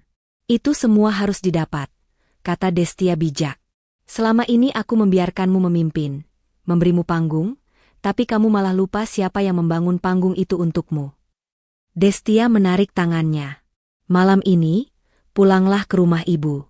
Tenangkan ibumu yang pasti akan kaget mendengar cerita Mila. Jelaskan semuanya pada ibu, sejelas-jelasnya. Jangan ada lagi kebohongan. Katakan siapa yang sebenarnya membiayai hidup kalian selama ini. Terus, kita gimana? Des? Kamu mau ninggalin Mas? Tanya Agam ketakutan. Aku butuh waktu, Mas. Jawab Destia sambil membalikkan badan, berjalan menuju jendela kaca besar yang menampilkan pemandangan kota di malam hari. Aku tidak akan menceraikanmu hari ini. Tapi pintu rumah kita tertutup untukmu sampai kamu bisa datang kembali sebagai Agam yang baru. Agam yang tidak butuh validasi dari orang lain. Agam yang bisa menghargai istrinya bukan karena uangnya, tapi karena keberadaannya. Agam terdiam. Ia tahu ia pantas mendapatkan hukuman ini. Ia perlahan bangkit, menghapus air matanya, dan mengangguk. Baik, Des. Mas akan perbaiki semuanya. Mas akan mulai dari nol. Mas akan buktikan Mas pantas jadi suami kamu lagi, bukan karena uang kamu, tapi karena Mas sendiri. Agam berjalan keluar dengan langkah berat namun lebih jujur dari sebelumnya. Ia meninggalkan gedung mewah itu bukan sebagai kakak kaya raya, melainkan sebagai seorang pria biasa yang baru saja ditampar oleh realita untuk bangun dari mimpi tidurnya. Destia berdiri sendirian di ruangan besar itu, menatap pantulan dirinya di kaca jendela. Ia bukan lagi istri yang diam. Ia bukan lagi sampah. Malam ini, ia telah membersihkan hidupnya dari racun yang selama ini menggerogoti kebahagiaannya. Ia merogoh ponselnya, mengetik pesan singkat pada asisten pribadinya. Pastikan Mila menerima pesangon yang layak jika dia mengajukan resign besok. Jangan persulit dia. Biarkan dia pergi dengan sisa harga dirinya. Destia tersenyum tipis. Balas dendam terbaik bukanlah menghancurkan musuh hingga menjadi debu, melainkan membiarkan mereka hidup dengan kesadaran bahwa mereka pernah menyia-nyiakan berlian karena terlalu sibuk mengumpulkan batu kerikil. Di luar sana, langit malam begitu cerah. Dan untuk pertama kalinya dalam sekian tahun, Destia merasa benar-benar bernapas lega. Pesan moral cerita.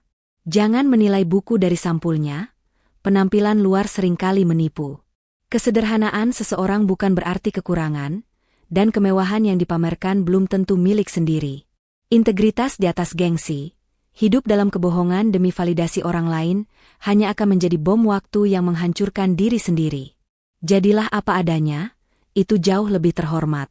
Hargai pasanganmu. Keberhasilan suami seringkali ada doa dan dukungan, bahkan materi, istri di belakangnya. Jangan pernah merendahkan pasangan yang sudah berkorban untukmu. Kesombongan adalah awal kejatuhan. Semakin tinggi kita menyombongkan diri, semakin sakit rasanya saat kebenaran menjatuhkan kita ke tanah.